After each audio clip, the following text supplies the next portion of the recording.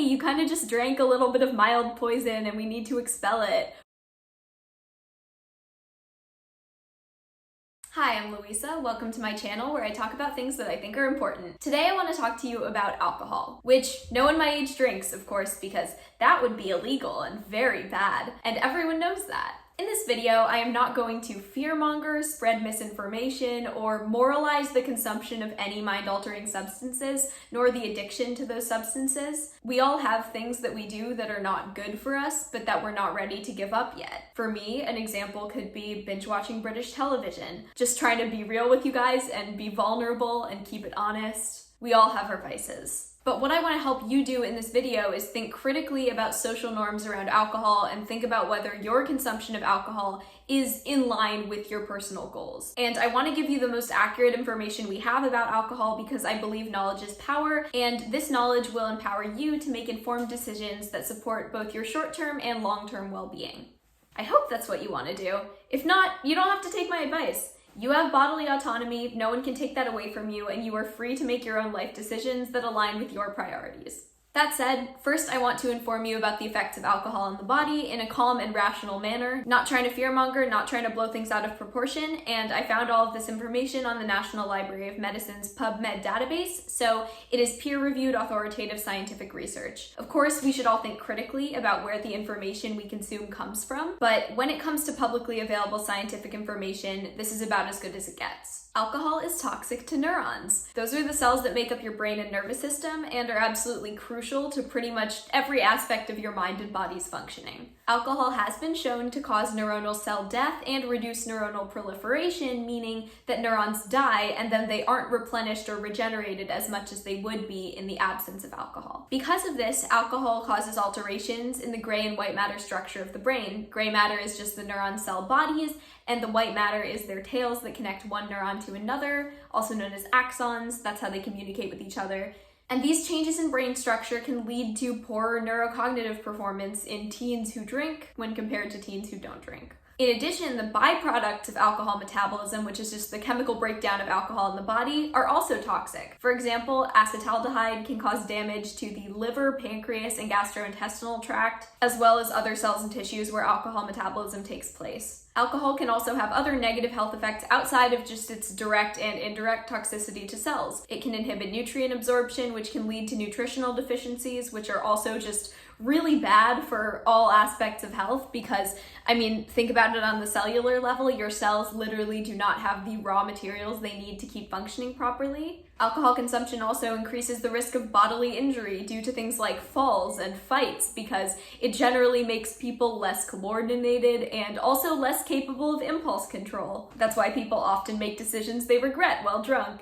And the alterations in brain structure and function caused by alcohol can have much more serious and far-reaching consequences than just drunk texting your ex or making other decisions you regret. When your brain's reward and pleasure centers are repeatedly activated by alcohol, it can create cravings that can lead to addiction or physiological dependence. Addiction is not a moral failure, and addiction is a disease. And alcohol withdrawal is actually also really bad and really dangerous because your brain and body adapt so profoundly to the presence of alcohol that if you're a serious alcoholic, you actually have to taper off. You can't just quit cold turkey because the sudden withdrawal can shock your body so bad that you can literally die from it. Sorry, I got a little sidetracked. I just think addiction and withdrawal are really interesting from a chemical standpoint. My target audience here is people who mainly drink socially, but if you are seriously addicted to alcohol and you know that your alcohol consumption is out of control, please consult a medical professional who can help you stop safely. Now, I understand that it's not helpful just to tell people alcohol is bad for them. I think a lot of people my age know that.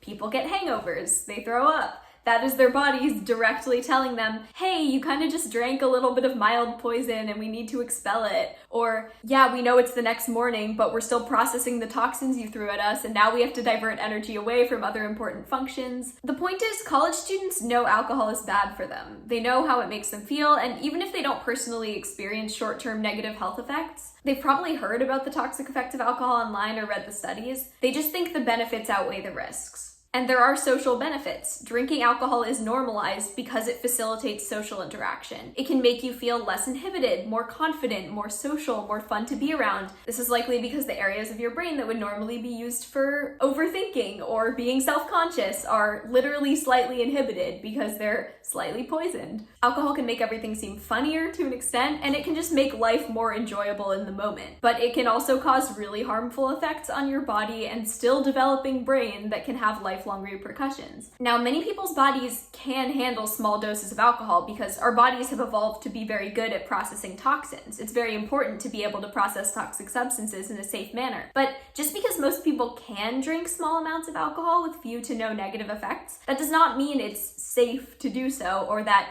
it's always going to be that way for them. Over time, and in response to changes in your environment and with aging, our ability to process alcohol can change, and I want to make it abundantly clear that there is no safe amount of alcohol. No amount of alcohol is good for you from a physiological standpoint. Now, the socialization, on the other hand, is really healthy for most human beings, and I recognize that a lot of people my age believe that alcohol improves their social functioning, which in some cases it probably does. It's probably good for a lot of people's social lives. It can also make things socially difficult in the short term to have to resist pressure. I think a lot of people are driven by the fear of not fitting in or the fear of rejection because they're not confident in their personality when they're sober, or they're more confident in their drunk personality. But I just want people my age to consider that drinking is not the only way to achieve the goal of improving your social life. I want to prove to people that you can achieve the benefits of alcohol without any of the risks. I know it's really hard to resist social pressure to engage in unhealthy behaviors like drinking. I've been resisting that social pressure since I was in high school.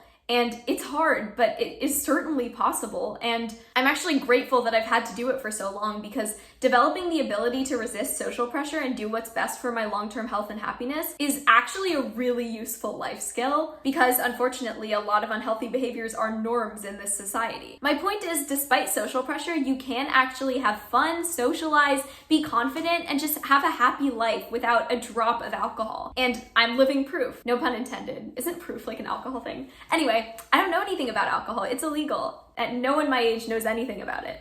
The reason I made this video is because I think that a lot of my peers are selling themselves kind of short by drinking, and I believe that they have the ability to be themselves and have fun without doing so. I just don't want people to limit their potential, and it really comes down to self-worth and self-confidence. I promise you, you can be fun to be around and you can still have fun without literally physically giving yourself a tiny bit of brain damage to curb overthinking and social inhibition. When your brain is allowed to reach its full potential and function at its best, it will make you more able to be yourself. So if you're curious about who you would be without alcohol and you want to see how your quality of life could potentially improve without it, I think you should consider trying not drinking for a little bit and see how you feel. You can always go back, but it's good to have a reference point for what it feels like to not drink for an extended period of time and successfully resist peer pressure and find out who you really are. And again, if your friends pressure you to drink, explain to them where you're coming from, or maybe show them this video. Hopefully it'll help. And if they still aren't cool about it, get new friends. Many fish in the sea. I believe in you. I support you. And if you want this for yourself, you can do it. Thanks for watching.